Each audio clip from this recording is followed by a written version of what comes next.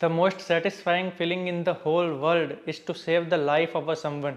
And अभी भले ही मैं daily patient care and surgeries में इन्वॉल्व रहता हूँ, लेकिन मेरा फर्स्ट लाइफ सेविंग एक्सपीरियंस मुझे हमेशा याद रहेगा। एंड वो पेशेंट का फेस एंड इमोशंस मैं कभी भी भूल नहीं सकता। हालांकि it was a very dangerous and dramatic scenario. उन्होंने मुझे माँ बाप की गालियाँ तक दी हुई थी। एंड मेरे जैसे नए नए बने हुए डॉक्टर के लिए ऐसा एक्सपीरियंस बहुत ही पेनफुल एंड ट्रॉमेटिक था।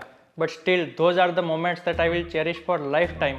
And because of them I understood the real meaning of being a doctor. And आप भी अगर डॉक्टर बनना चाहते हो तो I am sure this story will inspire you more than any other thing. He was a 70-year-old male patient. वो गाड़ी में अपनी फैमिली के साथ कहीं पे जा रहे थे एंड गाड़ी का बहुत ही खतरनाक वाला एक्सीडेंट हो गया था। So they immediately came to the hospital. Obviously बूढ़े बाबा होने के कारण उनकी इंजरीज सबसे ज़्यादा थी। उनको लेफ्ट लेग में ओपन फ्रैक्चर था। ओपन फ्रैक्चर यानी कि हड्डियाँ टूट के स्किन को तोड़ के भी उसके भी बाहर आ गई थी। And it is a very dangerous condition because सारी धूल मिट्टी कचरा सब कुछ अंदर गाँव में चला जाता है एंड बाद में इन्फेक्शन होने का बहुत ज़्यादा चांस रहता है। साथ में छाती में पसलियों के फ्रैक्चर्स भी थे। ये भी बहुत ही डेंजरस कंडीशन है, पर्टिकुलरली ओल्ड एज में। बिकॉज पेशेंट जितनी भी बार सांस लेता है छाती फूलती है एंड उसकी वजह से वहाँ पे जो पसलियों में फ्रैक्चर होता है वहाँ पे बहुत ही ज़्यादा दर्द होता है। सो बॉडी ऑटोमेटिकली सांस लेना अवॉइड करना स्टार्ट कर देती है एंड सो पेशेंट सांस नहीं ले पाता है, ऑक्सीजन की कमी हो जाती है एंड अल्टीमेटली रेस्पिरेटरी फेलियर हो जाता है। एंड ऐसी लाइफ थ्रेटनिंग कंडीशन में उनको एम्स की इमरजेंसी में लाया गया था। इमरजेंसी में उनको स्टेबिलाइज करके उनकी छाती में हमने एक नली डाल दी ताकि वहाँ पे ब्लड जमा ना हो एंड बाद में इन्फेक्शन का चांस थोड़ा कम हो जाए। इमरजेंसी प्रोटोकॉल के अकॉर्डिंग ही उनके पैर का ऑपरेशन भी हो गया एंड ऑर्थोपेडिक टीम ने उनके हड्डियों को जोड़ के एक्सटर्नल फिक्सेटर से फिक्स भी कर दिया and then he was admitted to ward. अब उसी सेम टाइम पे मैंने भी अपना MBBS खत्म करके MS जनरल सर्जरी में एम्स जोधपुर में ज्वाइन किया था। अब जैसे कि मैंने worst reality of the medical field वो वाले वीडियो में बताया था कि MS के कोर्स में आप एज ए डॉक्टर ही काम करते हो एंड साथ में आप सर्जरीज भी लर्न करते हो। तो ये पढ़ाई ही है एक तरह से, लेकिन ये टिपिकल बुक्स वाली पढ़ाई नहीं होती है, आप प्रैक्टिस भी साथ में करते रहते हो। And as a first year resident ward के सारे पेशेंट्स की रिस्पॉन्सिबिलिटी आपकी रहती है। पेशेंट का ऑक्सीजन सपोर्ट से लेके उसका यूरिन आउटपुट एंड उसका वुंड्स के सारे ड्रेसिंग सब कुछ आपको करना होता है। एंड ये बाबा की भी पूरी रिस्पॉन्सिबिलिटी मेरे अंडर में थी। हाँ, पूरी रिस्पॉन्सिबिलिटी तो नहीं बोल सकते क्योंकि मैं तो अभी नूब था, नया नया ज्वाइन हुआ था। जो बड़े बड़े डॉक्टर साहब इस हॉस्पिटल में पहले से काम कर रहे हैं वो लोग रोज सुबह राउंड्स पे आते हैं एंड उनसे हम लोग सीखते हैं। तो वो लोग राउंड्स में आके पेशेंट केयर की सारी एडवाइस देते हैं, बट उनको ऑर्गेनाइज करके एग्जीक्यूट करने की जिम्मेदारी हमारे अंडर में रहती है, यानी कि जो रेसिडेंट वार्ड में काम करता है उसकी। अब इमरजेंसी में बाबा के साथ जो भी हुआ वो तो सिर्फ 20-30% ही था। बाबा की जान भले ही बच गई थी, लेकिन आने वाले दिनों में उनकी जान का और भी ज़्यादा जोखिम होने का खतरा था। हम अपना बेस्ट ट्राई कर रहे थे, लेकिन जिस चीज़ का डर था अल्टीमेटली वो ही हुआ। उनके पैरों में ऑपरेशन होने के बावजूद वो जो घाव था उसमें इन्फेक्शन लग गया एंड हड्डी के आसपास के सारे मसल खराब होने लगे थे। हमने सबसे हाई ग्रेड एंटीबायोटिक्स चला रखी थी, रोज अच्छे से ड्रेसिंग्स हो रहे थे, लेकिन उनका जो वुंड था वो इम्प्रूव होने की बजाय डेली खराब ही होता जा रहा था। ऊपर से छाती में भी पसलियों के फ्रैक्चर की वजह से न्यूमोनिया हो गया था एंड जिन जिन चीज़ों का हमें डर था वही सारी चीज़ें हो रही थी।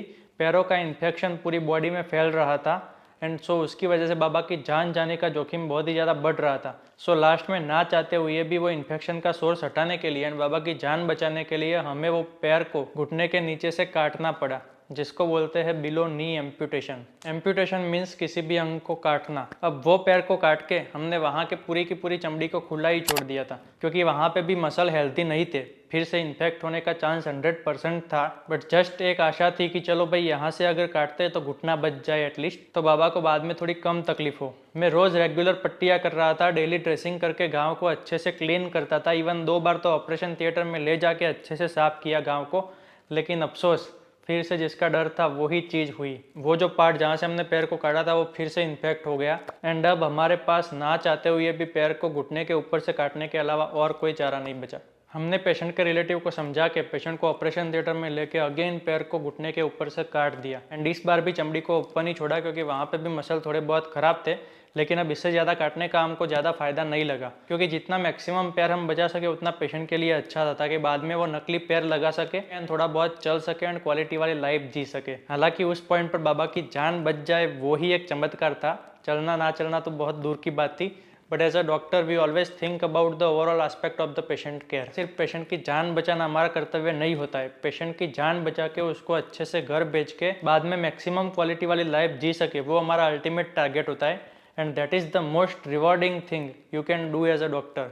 एंड अब फिर से वही सारी ड्रेसिंग की साइकिल स्टार्ट हो गई थी। लेकिन इस बार मैंने ठान लिया था कि अब इस घाव को इसके ऊपर नहीं कटने देना है। इतना अच्छे से ड्रेसिंग करूंगा मैं कि उसमें थोड़ा सा भी इन्फेक्शन ना रह जाए। वो सिर्फ एक पेशेंट का ड्रेसिंग इतना हैवी एंड टाइम कंज्यूमिंग था।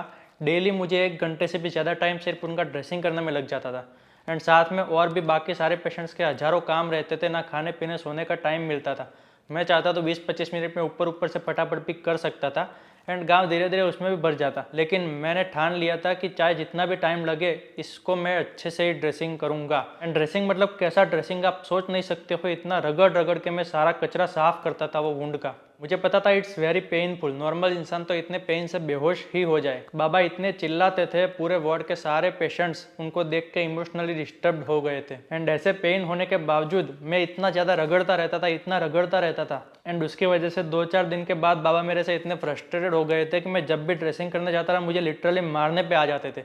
एंड मेरे पे माँ बाप की गालियाँ चिल्लाते थे। एंड ऐसी ऐसी गालियाँ आप कभी सोच नहीं सकते हो। वार्ड के सारे पेशेंट कान बंद कर देते थे, बट फिर भी मैं रगड़ता रहता था, इतना रगड़ता रहता था, गालियाँ खाता रहता था, फिर भी रगड़ता रहता था। वो 30-40 मिनट तो बाबा को ऐसा होता था रोज़ कि भैया इससे तो अच्छा मुझे मार दो, मैं जिंदा ही नहीं रहूँगा तो ये तकलीफ ही सहन नहीं करनी पड़ेगी। हाँ, बाकी का पूरा दिन वो बिल्कुल ही अच्छे से मेरे से हंसते हंसते बातें करते, लेकिन जब ड्रेसिंग का टाइम आता उनको ना चाहते हुए भी इतना ज़्यादा गुस्सा हो जाता था। मेरे लिए खराब से खराब गालियाँ उनके मुंह से निकल जाती थी। साथ में छाती में न्यूमोनिया होने की वजह से ऑक्सीजन की रिक्वायरमेंट भी बढ़ रही थी। एंड उसके लिए भी हम daily vital monitorings and chest physiotherapy करवा रहे थे। एंड ऐसे ही डेली बिल्कुल ही अच्छे से ड्रेसिंग्स होने के कारण 15-20 दिन के बाद बाबा का घाव बिल्कुल ही अच्छा हो गया था। एंड हमने बाबा को लास्ट में ऑपरेशन थिएटर में लेके उनकी चमड़ी को भी बंद कर दिया था। चेस्ट फिजियोथेरापी की वजह से न्यूमोनिया भी धीरे धीरे गायब हो गया था। एंड फाइनली उसके 3-4 दिन बाद हमने बाबा को डिस्चार्ज कर दिया था। टोटल 50 से 60 दिन तक वो बाबा हॉस्पिटल में भर्ती रहे थे। एंड उस दौरान 7 से 8 बार उनके पैर का ऑपरेशन हुआ था। साथ में इतने ज़्यादा अलग अलग complications, life threatening infections and unbearable pain, फिर भी वो बाबा में इतनी ज़्यादा डिज़ायर थी, इतना स्ट्रॉन्ग विल पावर था कि इतनी एज में इतने ज़्यादा कॉम्प्लिकेशंस होने के बावजूद भी वो सर्वाइव कर गए। एंड वो 2 महीने में वो एक बार नहीं बार बार मौत को छू के वापिस आए। 2 साल हो गए इस बात को। एंड अभी हाल ही में उनका लड़का मुझे हॉस्पिटल में वापस फिर से मिल गया। वो अपनी मदर को दिखाने के लिए आए हुए थे। एंड मैंने बात में ही उनको पूछ लिया कि कैसे है बाबा जी। तो उन्होंने बताया कि बाबा जी बिल्कुल ही बढ़िया है। नकली पैर तो उनको एडजस्ट नहीं हो पाया ओल्ड एज की वजह से, लेकिन उनको एक इलेक्ट्रिक व्हीलचेयर ला के दी है जिसपे वो पूरे गांव में घूमते हैं। एंड सबके साथ हंसी खुशी बातें करते हुए अपनी ओल्ड एज लाइफ अच्छे से बिता रहे हैं। इतना बताते हुए उनकी आंखों में खुशी के आंसू आ गए। And he thanked me for what ever I did for his father's life. Obviously it was not only me. Emergency में उनको स्टेबलाइज करने से लेकर उनके हर एक ऑपरेशन का डिसीजन लेने वाले डॉक्टर अलग अलग थे। एंड उन सबका मेरे से भी ज़्यादा रोल था वो पेशेंट की लाइफ बचाने में। मैं तो नया ज्वाइन हुआ था MBBS करके, लेकिन that was the first patient जिनकी लाइफ बचाने में मेरा थोड़ा सा छोटा सा हिस्सा था। Because of my aggressive daily dressings his wound got improved and we could send him home. It requires lot of patience, strength, belief and confidence to get the patient out of this phase and to save his or her life. Sometimes patients disappointed हो जाते हैं, बहुत ही ज़्यादा नाराज़ भी हो जाते हैं, but ultimately on long term they will recognize your efforts and they will give you their biggest respect of life to you. And these are the moment we as a doctor experience on daily basis for whole of our life. Only one smile of a recovered patient is more than enough to balance all our sleepless, tiring efforts. I hope आपको मेरी story telling interesting लगी हो। ये story telling develop करना एक बहुत ही बढ़िया skill है जो मैंने आज तक बहुत सारी fictional and non fictional books पढ़ के डेवलप किया हुआ है। मेरे टाइम पे तो ये सारी बुक्स हमें खुद पढ़नी पड़ती थी, लेकिन आज के ज़माने में अगर आपको किसी भी स्किल डेवलप करनी है तो आप सेल्फ इम्प्रूवमेंट बुक्स की सीधी ऑडियो समरी सुन सकते हो, जो मिल जाएगी आपको कुकू FM ऐप के ऊपर। Kuku FM is India's largest and best platform for audio book summaries. And यहाँ पर एक से बढ़कर एक थाउजेंड्स ऑफ ऑडियो बुक्स की समरीज हिंदी में अवेलेबल है, जो मैं खुद भी जब भी थोड़ा बहुत टाइम मिल जाता है काम के बीच में सुन लेता हूँ। एंड यही मेरे मिशन स्मार्ट वर्ल्ड का रियल पर्पज़ है। डेली कुछ ना कुछ नया सीख के प्रोडक्टिविटी को बढ़ाते रहना है, नॉलेज गेन करते रहना है। कुकू FM पर अभी फरवरी एंड का सेल भी चल रहा है। You will get all the premium audiobook summaries in just 199 rupees per year by applying the code FAB50। Self improvement के लिए इससे अच्छा ऑफर आपको और कहीं पे भी नहीं मिलेगा। ऑफर सिर्फ 28 फरवरी तक ही अवेलेबल है। एक बार डाउनलोड करके जस्ट उसको यूज करना स्टार्ट करो। You will learn many skills by hearing this audio books. बाकी मेरे लाइफ में और भी ज़्यादा इंटरेस्ट है तो ये ब्लॉकबस्टर प्लेलिस्ट देख लेना, वरना ये वीडियो देखो जो कि इसके साथ रिलेटेड है। बार बार मेरे वीडियोस को देखने लगा आपका बहुत बहुत धन्यवाद। मिलते हैं नए वीडियो में और भी ज़्यादा एनर्जी के साथ।